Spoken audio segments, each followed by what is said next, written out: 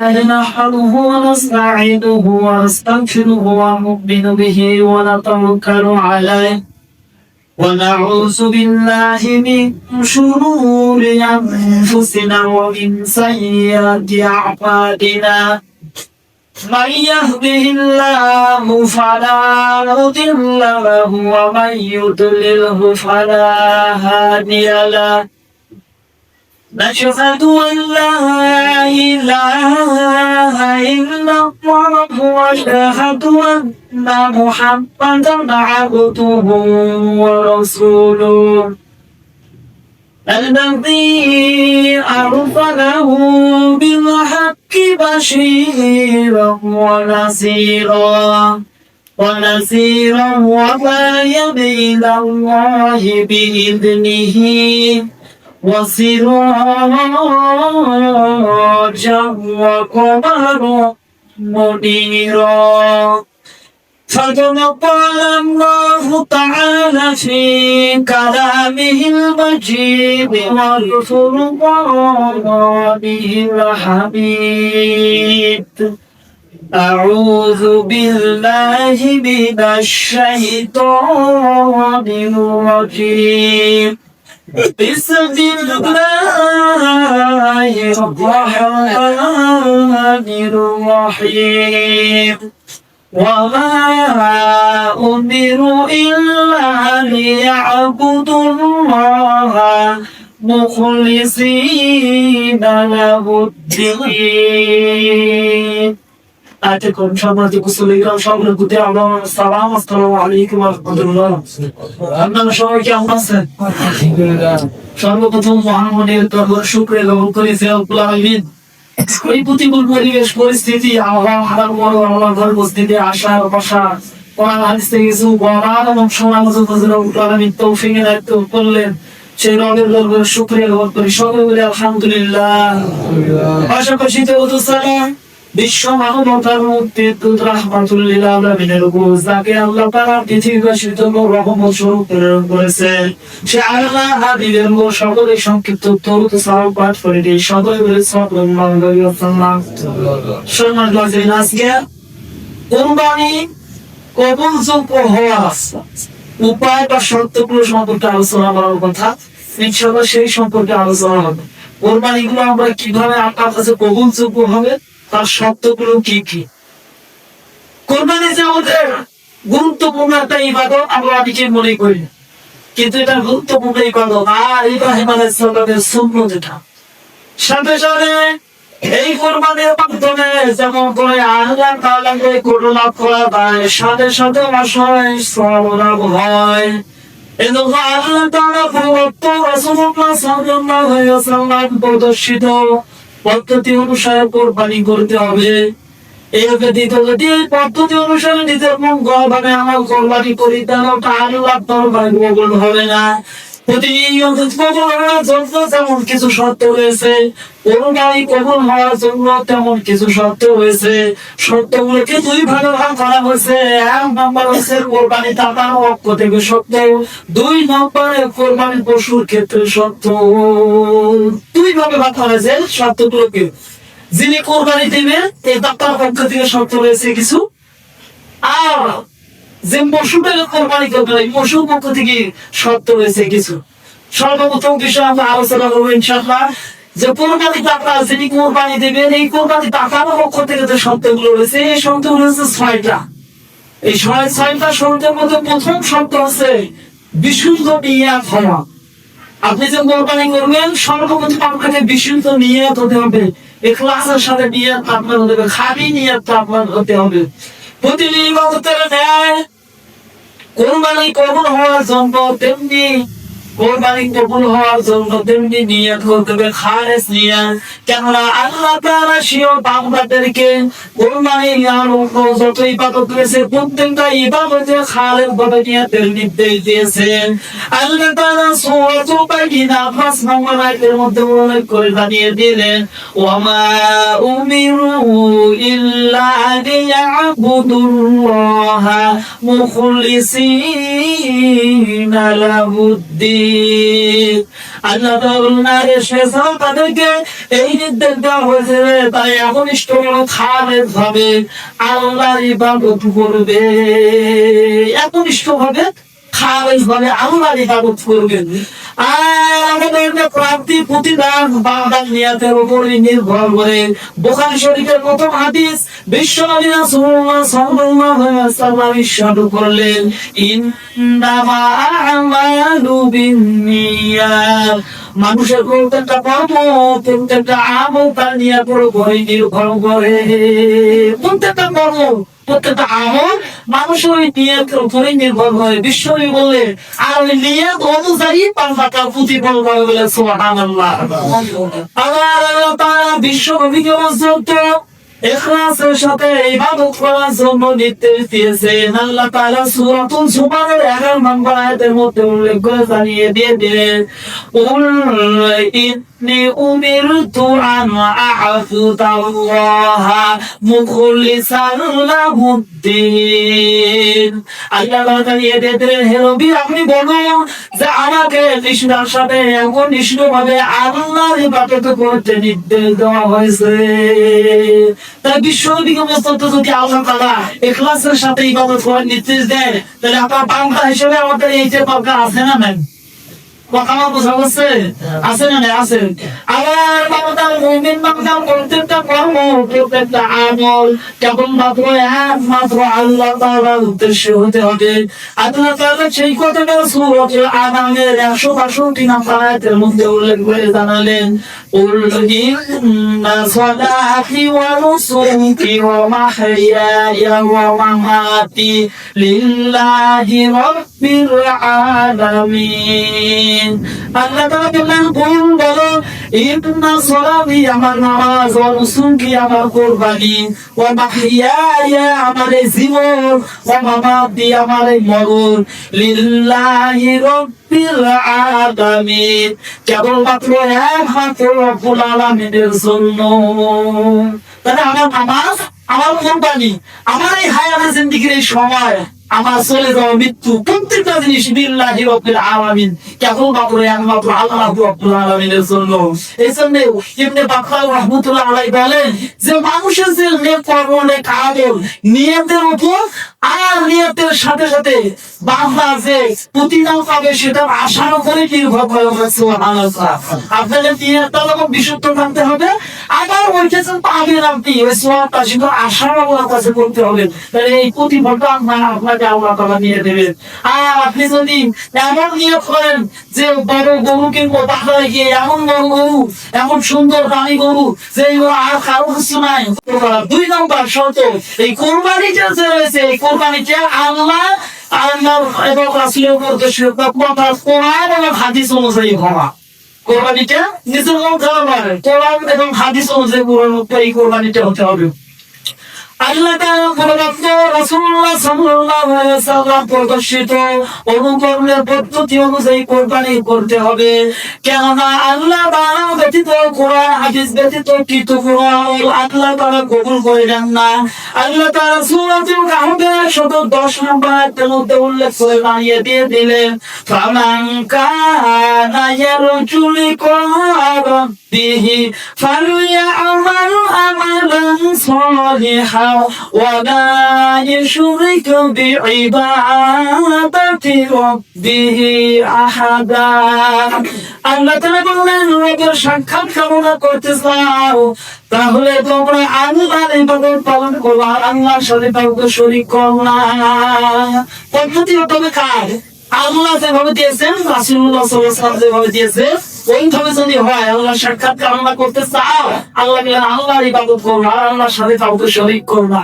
সম্মানিত হাজিরিন, এই জন্য কোরআন এবং হাদিস অনুযায়ী আমার এই কোরবানিটা হতে হবে। যদি কোরআন এবং হাদিস অনুযায়ী না হয়, ওই কোরবানিটা আল্লাহ তাআলা কবুলযোগ্য হবে না। বিশ্বনবী রাসূলুল্লাহ সাল্লাল্লাহু আলাইহি ওয়াসাল্লাম ইরশাদ করলেন, কোন বান্দা এমন কোন কাজ করে, এমন কোন আমল করে যে সম্পর্কে আমি মুহাম্মদের কোন নির্দেশনা নাই, বিশ্বনবী রাসূলুল্লাহ সাল্লাল্লাহু আলাইহি ওয়াসাল্লাম বললেন ওটা বাতিল হয়ে যাবে, ওটা প্রত্যাখ্যাত হয়ে যাবে। ওটা বাতিল হয়ে যাবে, ওটা ওটা আল্লাহ দরবার বলছিলেন না। এই জন্য বান্দা কোরবানি করবে, ওই কিন্তু কোরবানি যদি আল্লাহর দরবারে কবুল হতে চায়, করতে চায়, তাহলে তার জন্য কোরআন ও হাদিসের নীতিমালা মানতে হবে। 3 নম্বর বিষয় হচ্ছে, 3য় নম্বর শর্ত হচ্ছে, বান্দা যে কোরবানি করবে ওই কোরবানিটা হালাল টাকায় হতে হবে। গুরুত্বপূর্ণ বিষয় কিন্তু আমরা কোরবানি করি, কিন্তু এই কোরবানিটা হালাল দিয়ে করতেছি না হারাম দিয়ে করতেছি, না সুদের টাকা বা ঘুষের টাকা, না কোন টাকা কোথা থেকে উৎস, এটাই কিন্তু আমরা অনেকে চিন্তা ভাবনা করি না। মনে করছি যে টাকা দিয়েছি আমার কোরবানি আল্লাহ তাআলা কবুল হয়েছে, কিন্তু আল্লাহ তাআলা হারাম কোনো কিছু আল্লাহ তাআলা কবুল করে না। আল্লাহ তাআলা পবিত্র বস্তু ছাড়া অন্য কোনো কিছু গ্রহণ করেন না। কেউ যদি হারাম অর্থ হারাম সম্পদ দিয়ে কোরবানি করে, তাহলে এই কোরবানি আল্লাহর দরবারে কবুল হবে না। আল্লাহ তাআলা সূরাতুল বাকারার 167 নম্বর আয়াতের মধ্যে উল্লেখ করে জানিয়ে দিয়ে দিলেন, يا أيها الناس كلوا مما في الأرض حلالا طيبا ولا تتبعوا خطوات الشيطان إنه لكم عدو مبين। আল্লাহ তাআলা জানিয়ে দিলেন, হে পৃথিবীর মানব জাতিরা, তোমরা হালাল বস্তু খাও, পৃথিবীতে যা হালাল রয়েছে তা তোমরা গ্রহণ করো। আল্লাহ তাআলা বললেন, তোমরা শয়তানের পদাঙ্ক অনুসরণ করো না, ইন্নাহু লাকুম আদুউম মুবিন। আল্লাহ তাআলা জানিয়ে দিলেন, নিশ্চয়ই শয়তান তোমাদের প্রকাশ্য শত্রু। নির্দেশ দিলেন আল্লাহ তাআলা সূরাতুল বাকারা 167 নম্বর আয়াত, পৃথিবীতে যা হালাল বস্তু রয়েছে, হালাল রয়েছে, এগুলো তোমরা ভক্ষণ করো, পবিত্র রয়েছে সেগুলো ভক্ষণ করো, শয়তানের পদাঙ্ক অনুসরণ করো না, শয়তান তোমাদের প্রকাশ্য শত্রু। বিশ্ব নবী রাসূলুল্লাহ সাল্লাল্লাহু আলাইহি ওয়াসাল্লাম বলেন, তিরমিজি শরীফের হাদিস, আল্লাহ নবী বিশ্ব নবী বললেন, আল্লাহ তাআলা পবিত্র, তিনি পবিত্র এবং হালাল বস্তু ছাড়া গ্রহণ করেন না। তিনি পবিত্র, তিনি পবিত্র এবং হালাল বস্তু ছাড়া আল্লাহ তাআলা এগুলো গ্রহণ করেন না। সম্মানিত হাজিরিন, এই জন্য আল্লাহ তাআলা বিশ্ব নবীকে পর্যন্ত হালাল বস্তু গ্রহণ করার নির্দেশ দিয়েছেন। আল্লাহ তাআলা সূরাতুল মুমিনুনের 51 নম্বর আয়াতের মধ্যে উল্লেখ করে জানিয়ে দিয়ে দিলেন, আল্লাহ তাআলা বললেন, ইয়া আইয়ুহার রাসূলু কুলু মিনাত তাইয়্যিবাতি ওয়া আমালু সালিহান। আল্লাহ তাআলা জানিয়ে দিয়ে দিলেন, হে রাসূল, আপনি পৃথিবীর পবিত্র এবং হালাল বস্তু ভক্ষণ করুন, সাথে সাথে আপনি নেক আমলগুলো করুন। আল্লাহ তাআলা বিশ্ব নবীকে নির্দেশ দিলেন, পৃথিবীর যা হালাল পবিত্র সেটা আপনি গ্রহণ করুন, ভক্ষণ করুন, আর সাথে সাথে নেক আমলও করুন। তাহলে আল্লাহ তাআলা যদি বিশ্ব নবীকে এই ব্যাপারে সতর্ক করে, আমাদের সতর্ক হওয়ার দরকার নাই? আছে না নাই? বিশ্ব নবী রাসূলুল্লাহ সাল্লাল্লাহু আলাইহি ওয়াসাল্লাম হাদিসের মধ্যে উল্লেখ করলেন, ইবাদত কবুল হওয়ার শর্তই হচ্ছে 2টা। এক নম্বর হচ্ছে হালাল খাবার ভক্ষণ করা, হালাল খাদ্য ভক্ষণ করা। 2 নম্বরে সুন্নাত অনুসারে প্রত্যেকটা আমল করা। তাহলে আপনি যদি হালাল খাবার ভক্ষণ না করেন, কোরবানি হবে না। 2 নম্বর সুন্নাত অনুসারে যদি আমলটা না হয়, তাও আপনার কোরবানিটা হবে না। এই জন্য সম্মানিত হাজিরিন, হালাল খাদ্য ভক্ষণ করে, এরপর ওই হালাল টাকা দিয়ে যদি আপনি কোরবানি করে, ইনশাআল্লাহ আল্লাহ দরবারে আপনার কোরবানিটা কবুল হবে। নচেত কখনো নয়, আল্লাহ দরবারে কখনো এটা কবুল হবে না। 4 নম্বরের পর শর্ত হচ্ছে পশু প্রদর্শনী না করা। পশু প্রদর্শনী বলতে বোঝায়, ঢাকা শহরের পরিবেশ আপনার বুঝবেন, এদিকে হয়তো না, বড় একটা মাতবর মানুষ চৌধুরী সাহেব বা অমুক মিয়া একটা বড় গরু কোরবানির জন্য কিনেছে, বাজারের ট্রাকের মধ্যে উত্তোলন করেছে, সুন্দর করে একটা মাইক লাগাইছে, ওই গলার মধ্যে মালা দিয়েছে, মাইকিং করে বেড়াচ্ছে যে সুন্দর একটা পশু করে মারা হয়েছে, অমুক মিয়া অমুক চৌধুরী সাহেব যার কোরবানি করা হবে ঈদের দিন। এরকম ঢাকা শহরে কিন্তু হয়, এদিকে হয় না।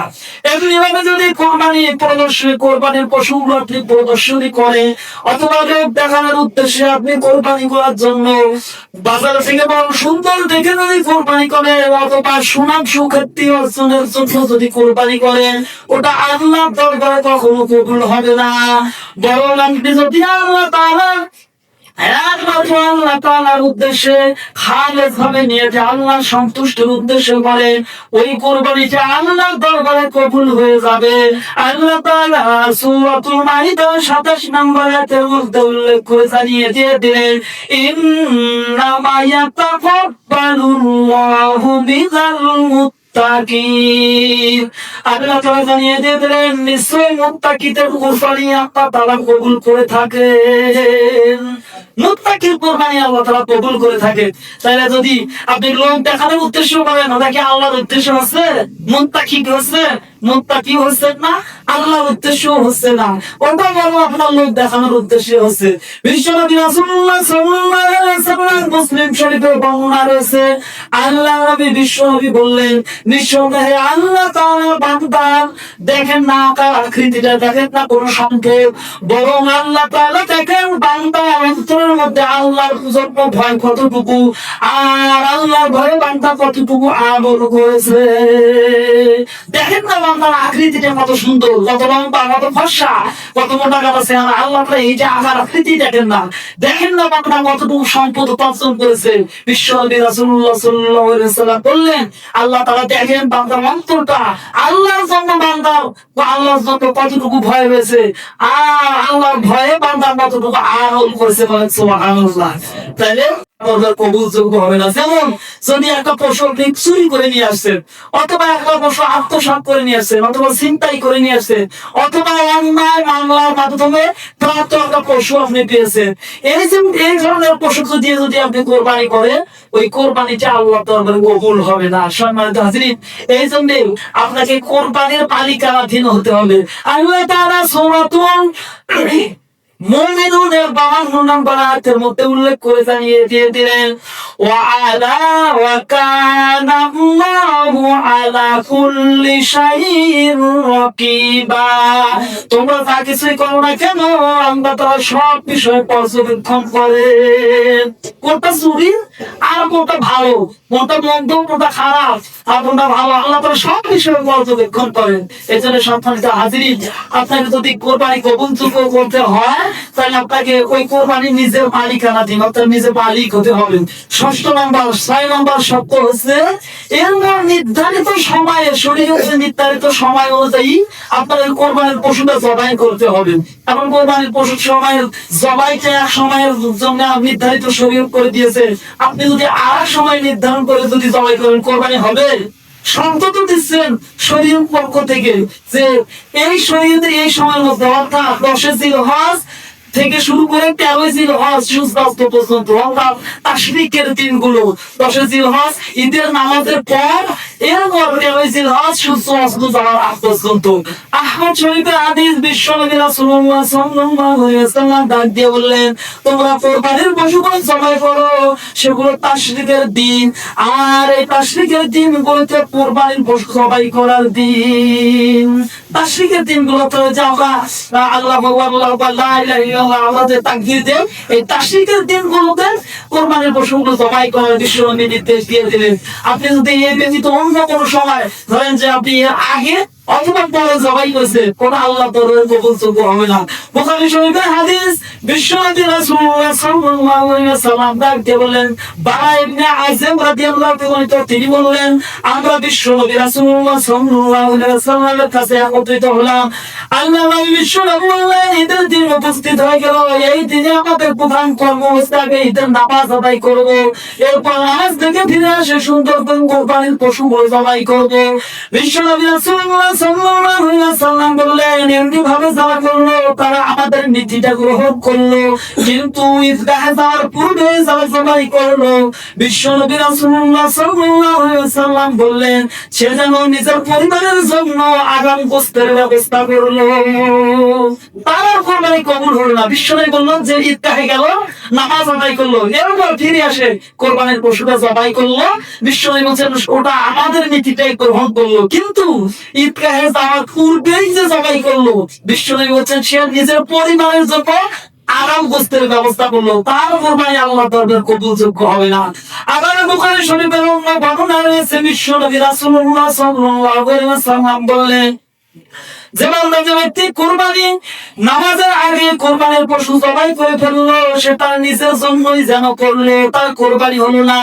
আর ঈদগাহ থেকে ফিরে আসে যে কোরবানি করলো, তার কোরবানিটা পূর্ণ হয়ে গেল, সে যেন মুসলমানের নীতিটাই গ্রহণ করলো। সুবহানাল্লাহ। সে বিশ্বনবী বলছেন আগে জবাই করলো, নিজের জন্য করলো, কিন্তু যে ব্যক্তি আবার ঈদগাহে নামাজ আদায় করে সে কোরবানির পশু জবাই করলো, বিশ্বনবী বলছেন যে তার কোরবানিটা পূর্ণ হলো, সাথে সাথে সে মুসলমানের নীতিটা অবলম্বন করলো।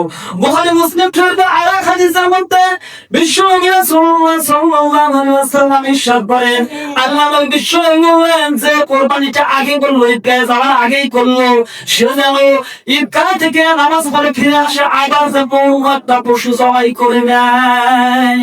আগে জবাই হয়েছে কিন্তু তার তো কোরবানি হলো না। বিশ্বনবী বলছেন কোরবানি হওয়ার জন্য ঈদগাহ থেকে ফিরে এসে সে যেন আবার অন্য একটা পশু জবাই করে। এই জন্য সম্মানিত হাজরিন, ষষ্ঠ আবার শর্ত আছে শরীয়তের নির্ধারিত সময়ে কোরবানির পশুকে আপনাকে জবাই করতে হবে।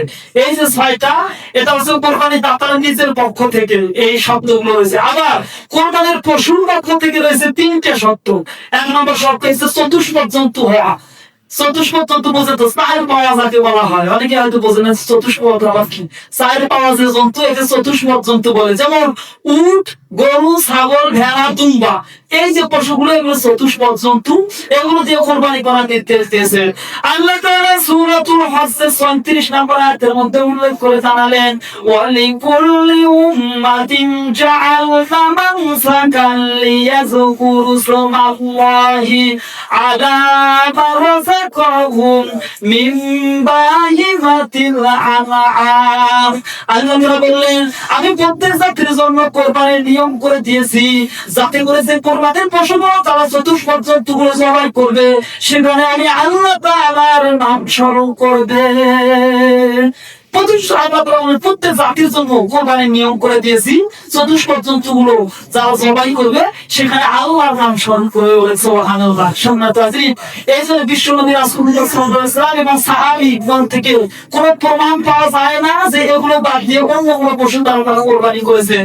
আবার ইমাম শাফিঈ রাহমাতুল্লাহ আলাইহি বলেন, এই যে উপরোক্ত যে পশুগুলো, এই শ্রেণীর পশুগুলো বাদ দিয়ে অন্য কোনো পশু তারা যদি কেউ কোরবানি করে, ওই কোরবানি আল্লাহ তাআলার কবুলযোগ্য হবে না।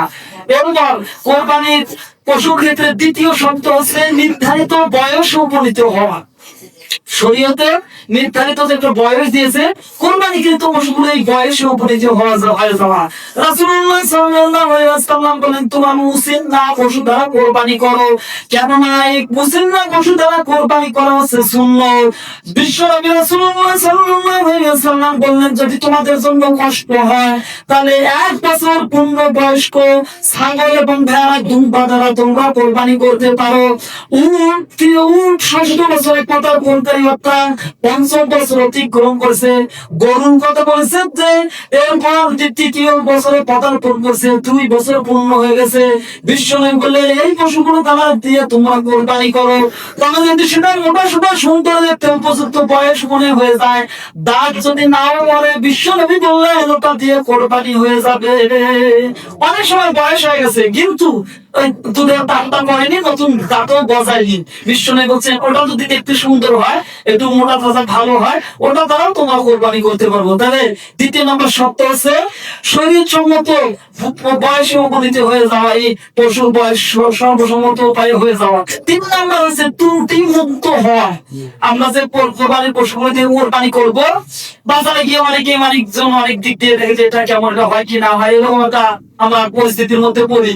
এই যে ত্রুটি মুক্ত হয়, এই ত্রুটি মুক্ত হওয়ার 4টা কথা বলেছেন হাদিসের মধ্যে, 4টে বিষয়ের কথা উল্লেখ করেছেন। প্রথম নম্বর বিষয় হচ্ছে স্পষ্ট অন্ধ কথা বলেছেন। স্পষ্ট যেটা অন্ধ, এটা ধ্যান কোরবানি হবে না।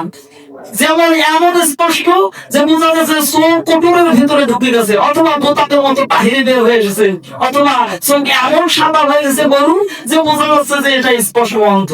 2 নম্বর হচ্ছে স্পষ্ট রুগ্ন, এমন পরিস্থিতি তৈরি হয়েছে গরু যে বোঝা যাচ্ছে এটা রোগান্ত, এমনি চামড়ার জমিতে ঘাসও খায় না, পানি খায় না, কোনো কিছু করে না, অথবা চামড়ার উপর এমন ভাবে ক্ষত হয়ে গেছে মনে হচ্ছে তার বস্তু গুলো নষ্ট হয়ে গেছে। এই যে স্পষ্ট রুগ্নতা না, কোরবানি আপনার হবে না। 3 নম্বর হচ্ছে স্পষ্ট খোরা, যেটা স্বাভাবিক চলাফেরা ব্যাহত হয়ে গেছে, অথবা এক জায়গা থেকে অন্য জায়গায় যাবে, অথবা পশু কোরবানি যে জায়গায় করবেন সেখানে এই গরুটা যে নিয়ে যাবেন আপনার বাড়ি থেকে সেখানে পর্যন্ত যেতে পারতেছে না, এরকম যদি হয়ে যায় ওই পশু দ্বারা আপনার কোরবানিটা হবে। এবং আগে নাম্বার হচ্ছে জীর্ণই বংশীর লোক। বিশ্বনবী রাসূলুল্লাহ সাল্লাল্লাহু আলাইহি ওয়াসাল্লাম অস্থির মজ্জা যেটা শুকিয়ে গেছে, দুর্বল হয়ে গেছে, যেটা বয়স্ক হয়ে গেছে, বিশ্বনবী বলছে যে এই কোরবানি দ্বারা এই পশু দ্বারা কোরবানি হবে না।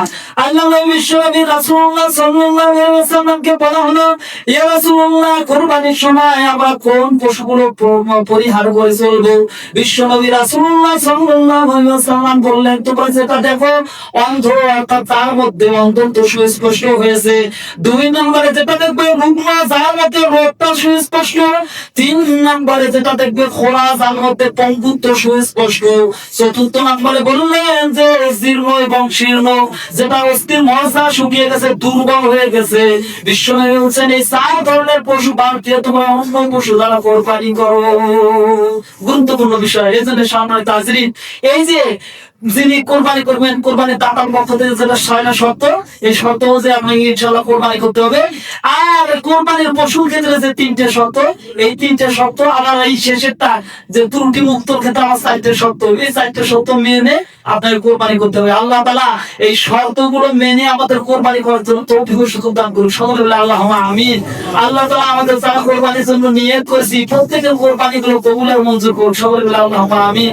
যারা দিতে পারি নাই অথবা চেষ্টা করতেছি, আল্লাহ তাআলা সকলকে তৌফিক ও সুযোগ দান করুন। সকলে বলে আল্লাহুম্মা আমিন। ইনশাআল্লাহ আগামী শুক্রবার জিরো হজ মাসের প্রথম 10 দিনের যে আমল, সে আমল সম্পর্কে আলোচনা হবে। আমার তৌফিক